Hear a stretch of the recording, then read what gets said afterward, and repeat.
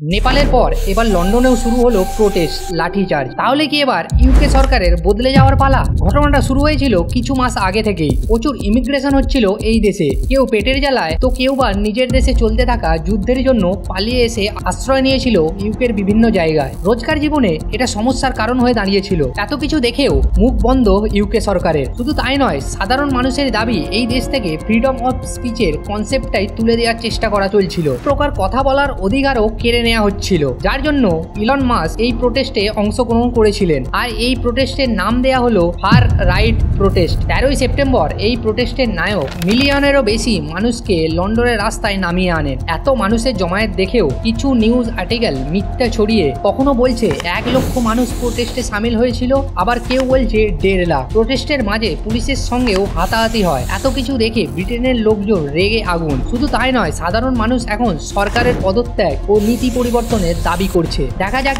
এই প্রোটেস্ট কোন রূপ নেয়। আপনার কি মনে হয়, সত্যি এই প্রোটেস্ট কি পারবে সরকারের আসন টলিয়ে দিতে? আপনার মতামত কমেন্ট বক্সে জানান। আর এরকম ভিডিও পাওয়ার জন্য চ্যানেলটিকে সাবস্ক্রাইব করে নিন।